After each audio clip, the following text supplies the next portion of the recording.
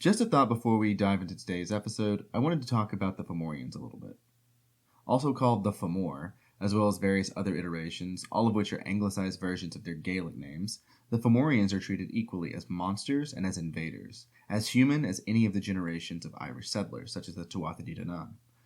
This gets a little confusing, so I've elected to do what many have done before me and create a fusion of these two approaches. Many appear normal, though perhaps far less civilized than the Tuatha Dé Danann, capable of combat, magic, and cruelty, or even kindness. Just kidding. As anyone else. Others, like King Balor, are more abomination. The giants we might expect are mal-shaped creatures with 3 arms, 2 legs, hunched back, the typical monstrous humans of Northern European lore. What denotes the difference between these two? Often their personality. The more monstrous the Fomorian, by their own standards, in spirit, then the more monstrous their appearance. And none are more monstrous than Balor. It's a point from last week's episode I wanted to reflect upon, and I just wanted to throw that out there. Now, let's get to this week's episode. Previously on Goddessy.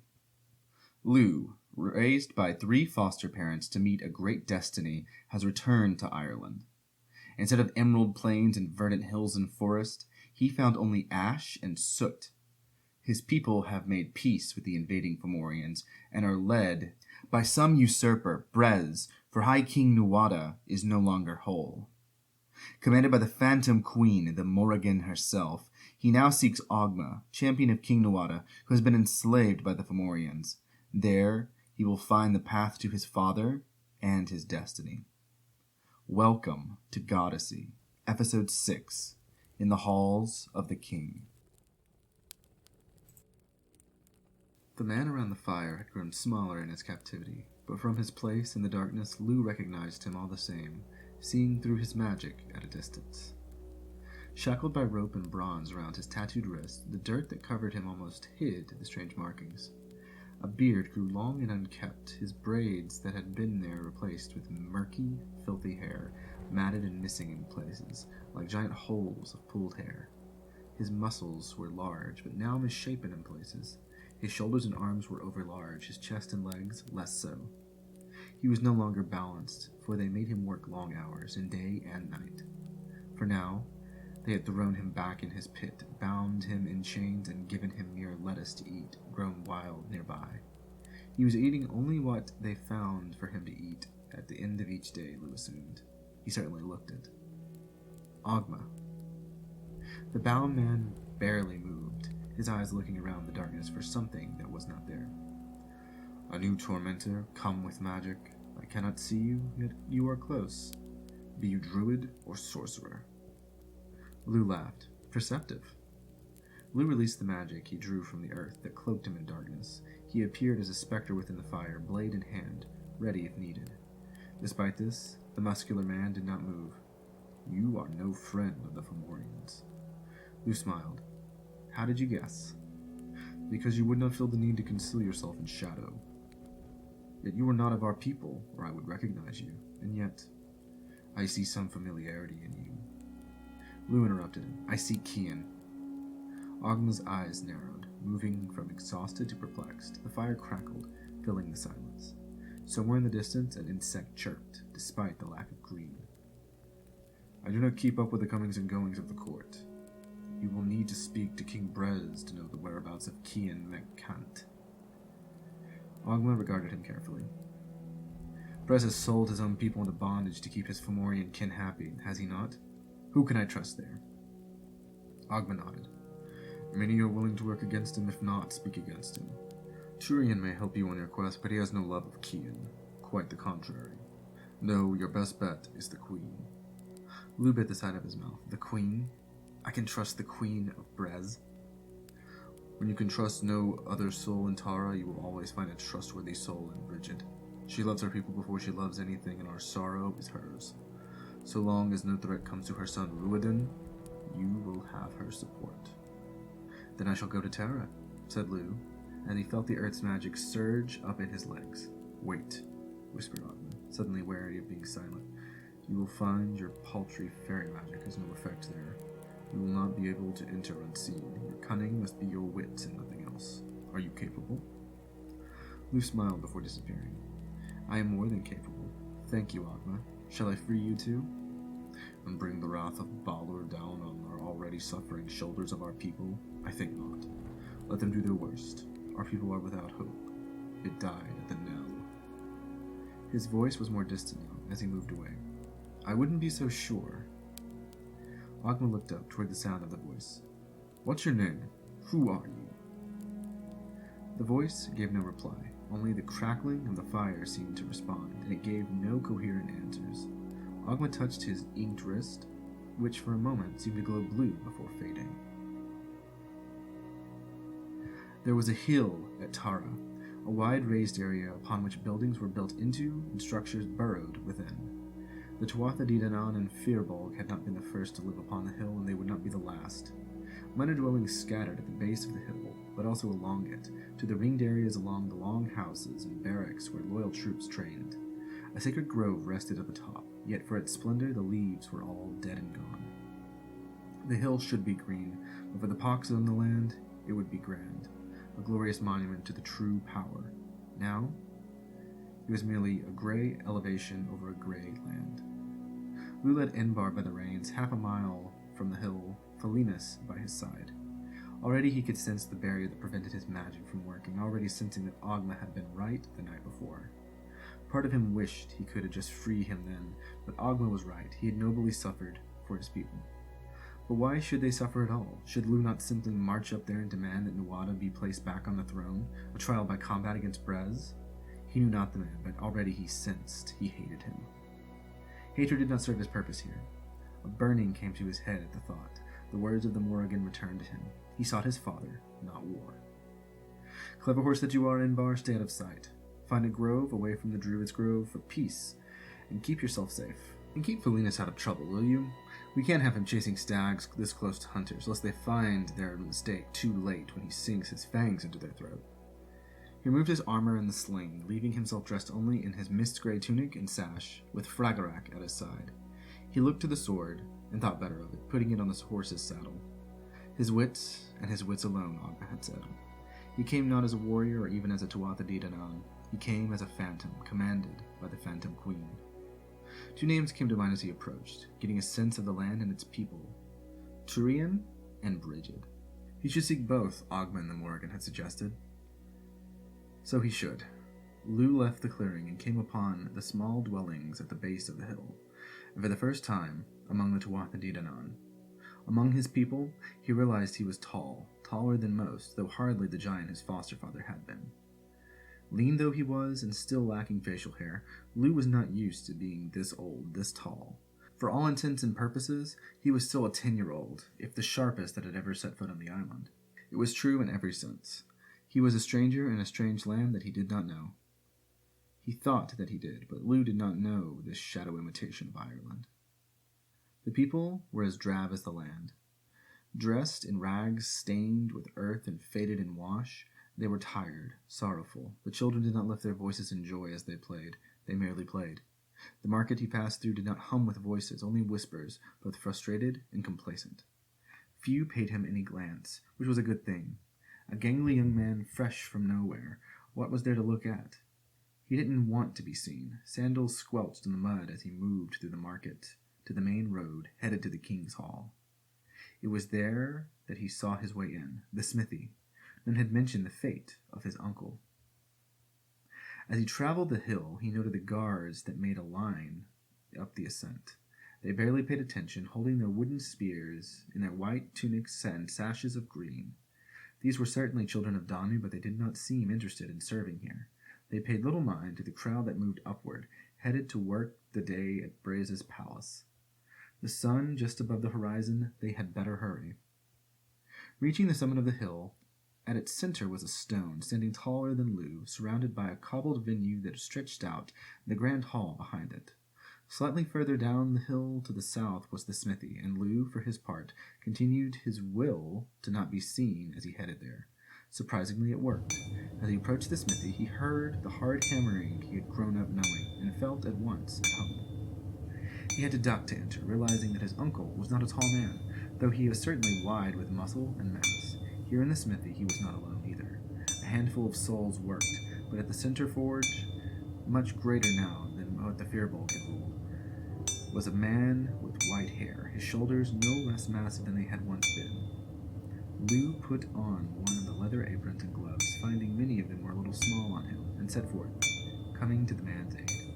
At his approach, Gavita did not look up, only holding the prongs and hammering the bronze beneath it. Lugh moved to take it, yet the smith did not look up to him. "Let me take it." Gavita grumbled something and handed the prongs to Lugh, who took them, holding them firmly. Gavita hammered harder now than he did back then, but perhaps he was holding back on the young boy, Lugh.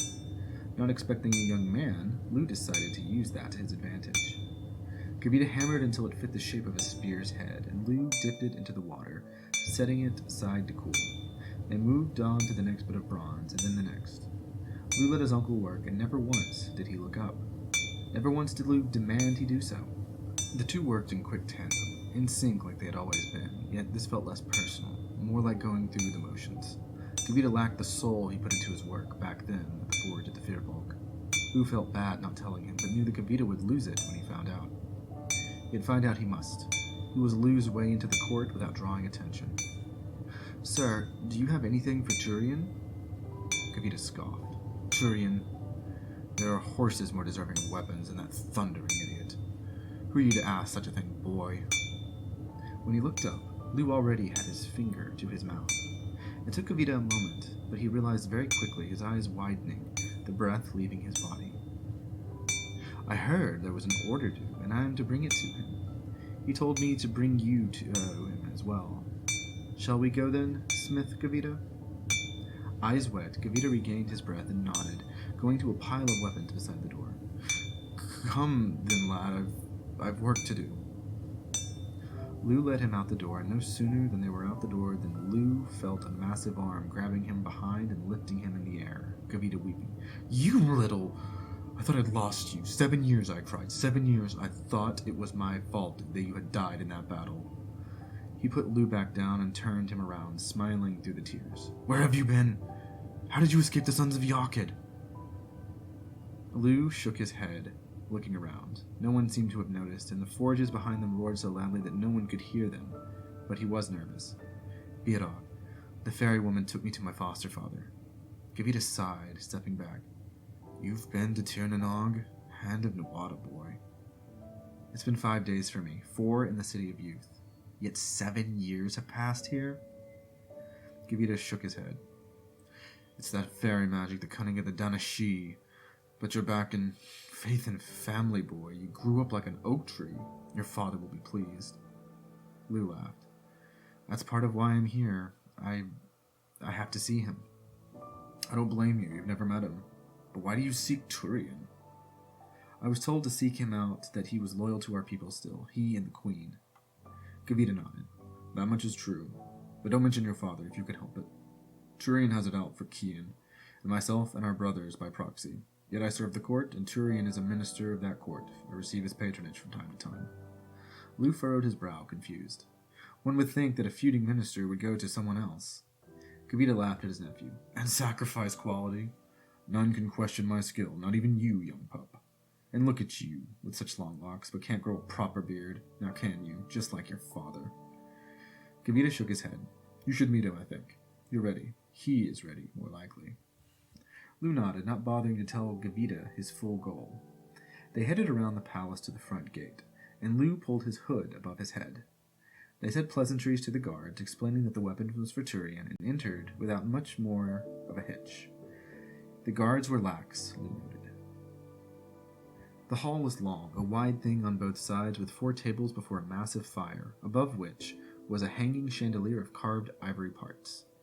Beyond that were 2 further tables, and a raised area upon which another table sat. At the head of the table sat the most beautiful man Lugh had ever seen, blonde locks brought down in well-spun braids, marked with beads of blue. His outfit was fine and resilient, blue and red, with a sword at his side, with facial hair that marked him both happy and well-groomed. He looked more kingly than Nawada had looked by miles, and ate with a delicacy that made him both regal and refined. This was Brez, king of the Tuatha De Danann and high king of all the land. At his side sat his son, very much like his father, save with fiery locks the color of a brilliant red dawn.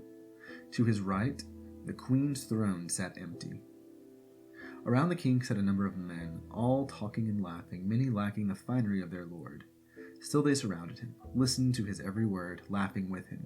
Yet Lugh could not stop thinking that upon their faces was a hungry look, as if they would eat the bones the king dropped from his table if he were to only do so.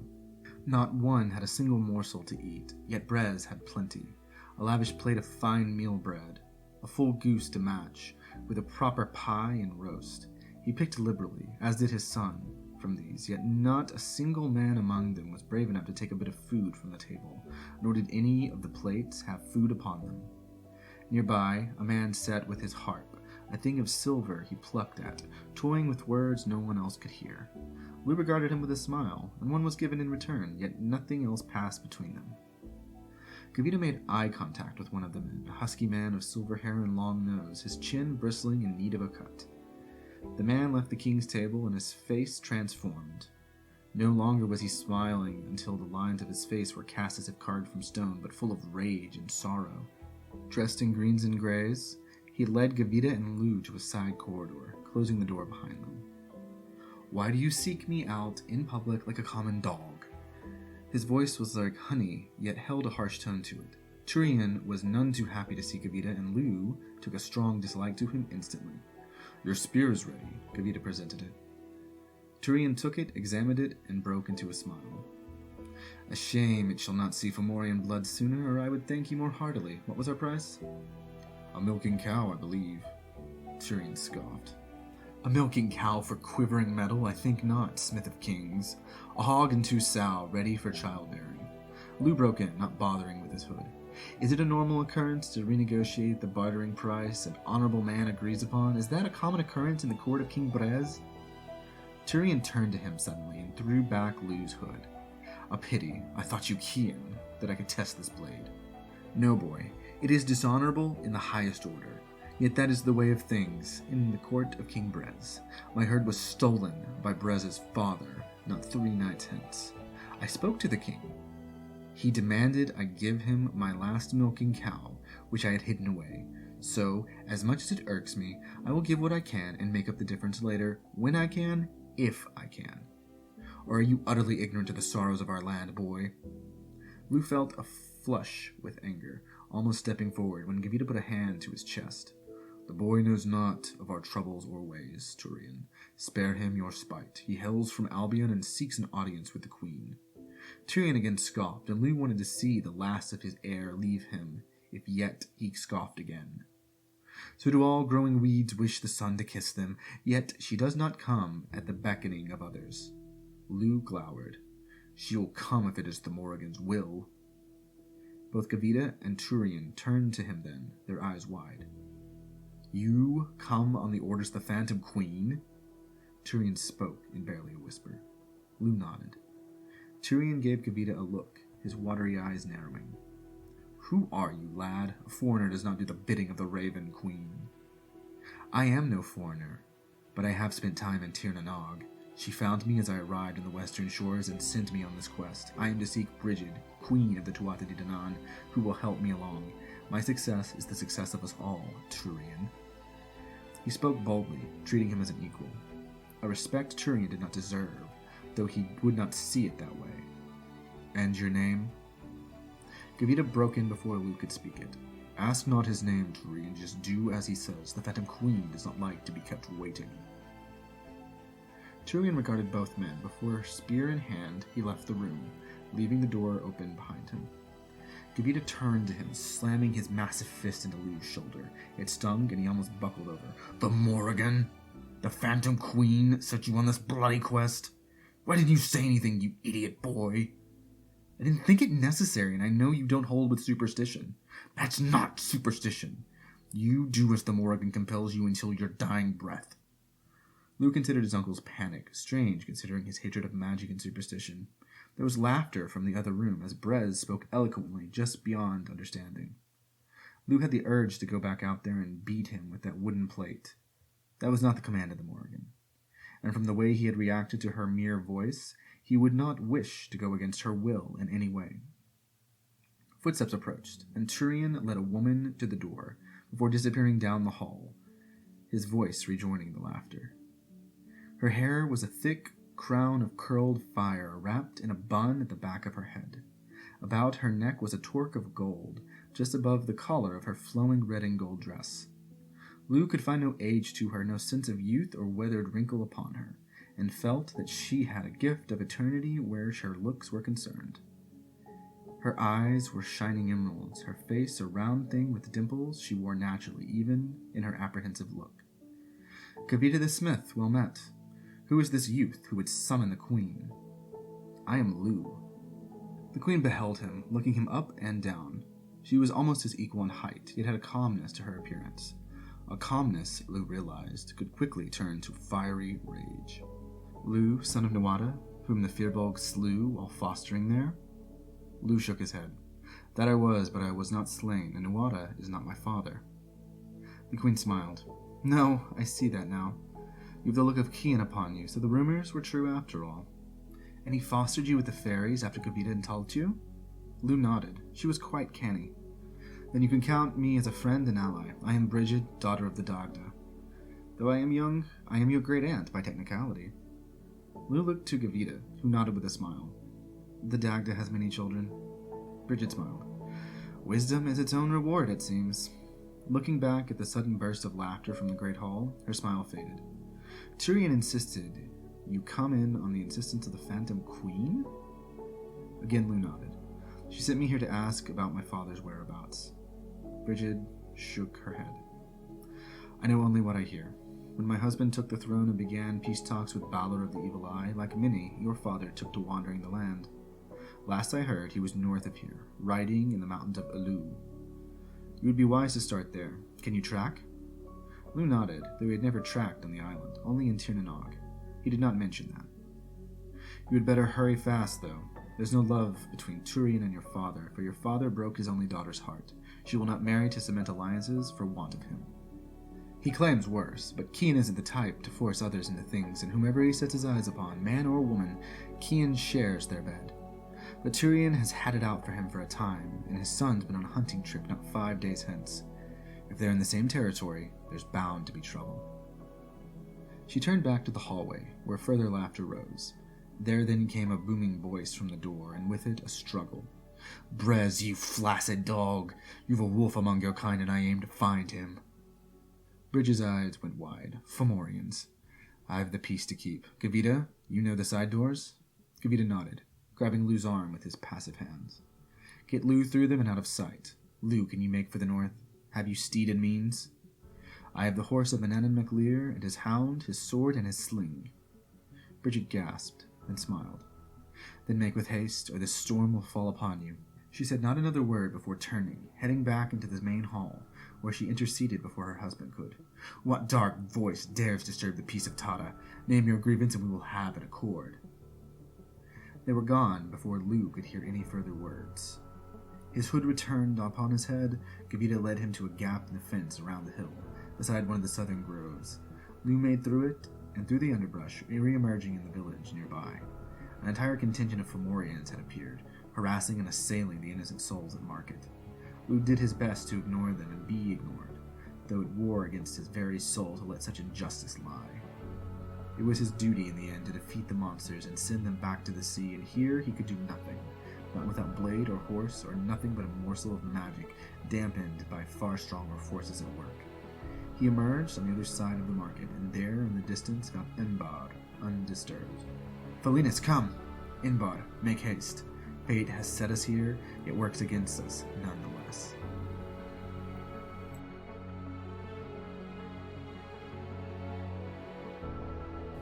Goddessy is researched, written, and produced by Greg Wright.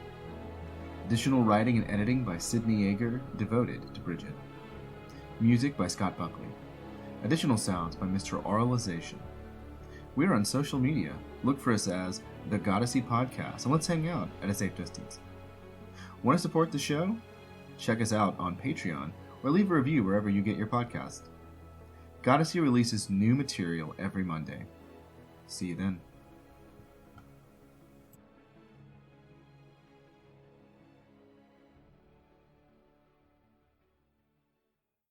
Want to support the show? Anything helps. Be sure to like this video and subscribe to our YouTube channel to see more seasons of Goddessy. Want to support the show further? Check us out on Patreon and Coffee for blogs, articles, and general musings. We appreciate you.